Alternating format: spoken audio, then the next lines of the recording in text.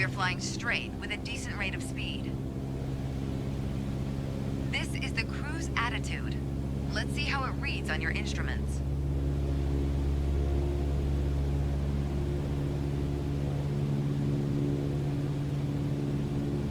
Take a look at the attitude indicator. As the name implies, it shows your current attitude. The white line is the horizon, with the sky above and the ground below. That orange element in the middle, aligned with the horizon, that's your plane. Just like we saw outside, our current attitude reads pretty much straight and level. Okay, now let's see how much power the engine's generating. Check your tachometer. Looks like we're pushing around 2,300 revolutions per minute. Combined, attitude and engine RPMs translate to aircraft performance. Which leads us to your airspeed indicator. Now, last but not least, check your altimeter. To figure out your altitude, you always want to read the small needle first. That's how many thousands of feet up you are. Then on to the big needle for the hundreds. With our current attitude and power output, we're holding a speed of 90 knots and a stable altitude of 6,000 feet. But that's about to change. Take the stick when you're ready. Pull back slightly on the yoke to raise the nose just above the horizon line. About 2 inches. Make sure you don't pitch up too much, or the angle will be too steep to create lift. And without enough lift, we'll stall. All right, go full throttle and start climbing.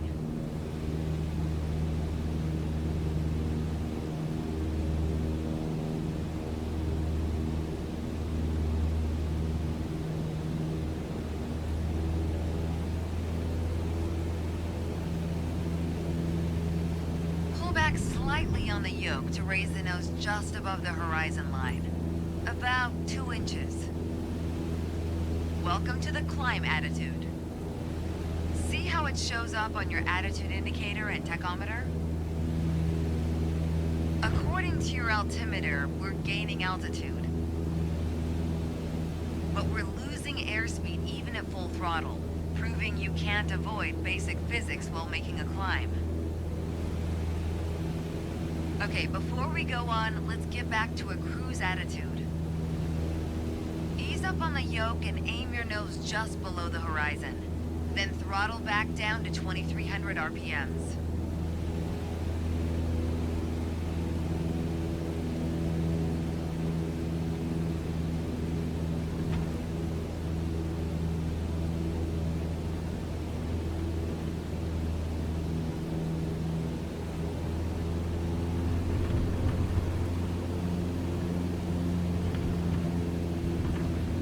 On the yoke and aim your nose just below the horizon. Then throttle back down to 2,300 RPMs. Nice job. We're now set up with the same attitude and power we had at the top of our lesson. Next up is the descent attitude. Start by reducing your RPMs to 1,800. Then drop the plane's nose a bit further below the horizon.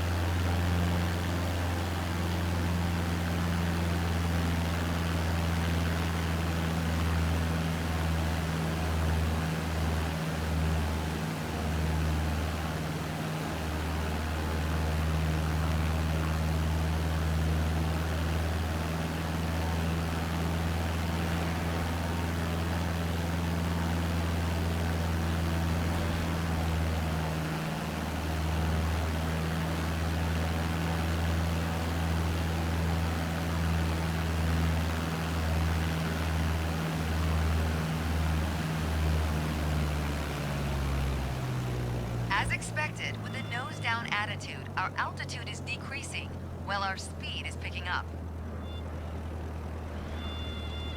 Why don't you get us back to a cruise attitude, and we'll hit the last part of our lesson.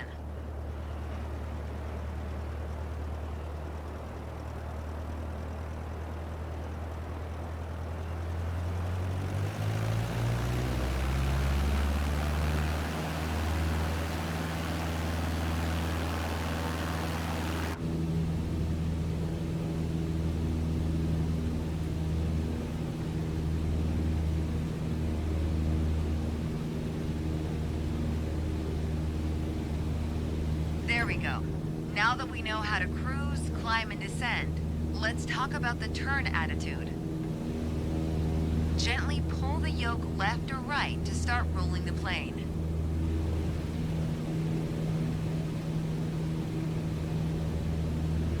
If you take a look outside, you can see how our attitude's changed, but you can also check your instruments for the details.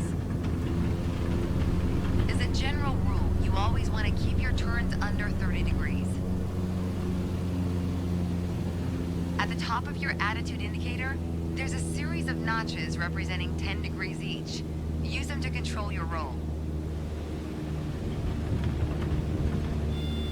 Notice the more you turn, the more you need to pull back on the yoke to maintain altitude. When you're rolling out, you'll need to do the opposite. Roll and push at the same time. The more you know about the main attitudes of flight, the closer you get to that pilot state of mind. So keep practicing, and whenever you're done, pass me the controls.